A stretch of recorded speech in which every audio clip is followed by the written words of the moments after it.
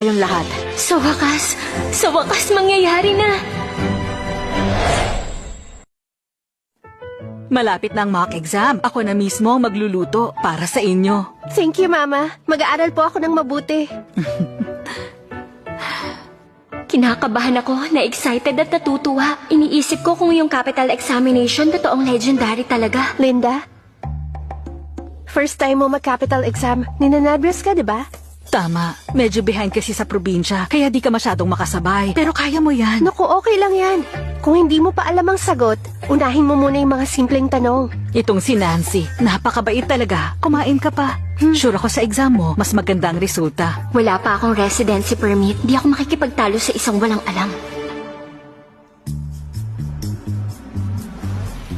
Linda, ba't di ka na lang sumabay papuntang school? Wag mo nang guluhin si Ethan. Alam niya na yung crush niya ang laging nagdadrive para sa akin. Nagsiselo siya? Okay lang.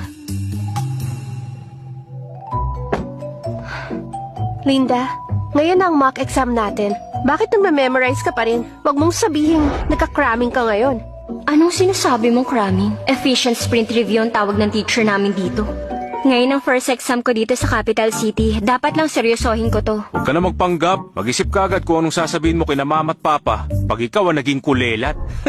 Kuya, wag ka nga magsalita ng ganyan. Kahit di siya kasing galing natin, ang importante, ginawa niya ang best niya. Nancy, mabait ka talaga.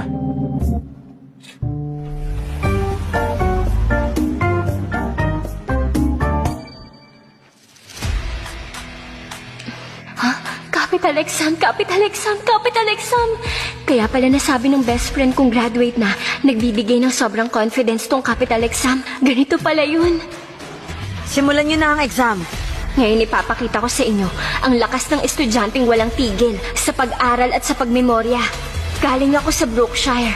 Ang score ko mataas pa sa 650 points na walang adjustment. Galing ako sa Brookshire. Ang score ko mataas pa sa 650 points na walang adjustment. Hindi ako nagpapahinga. Gising ng 5 a.m., tulog ng 1 a.m. parang robot. Ito na ang pinakahihintay kong moment to shine. Tom student sa regular class, natapos agad? First time kong matapos ang exam na hindi nahilo o napagod. Dapat okay ako sa mga Louis para sa capital exam para makuha ko ang residency. Ma'am, tapos na po. Capital exam paper, tapos! Pa, lalampasan daw ni Nancy ang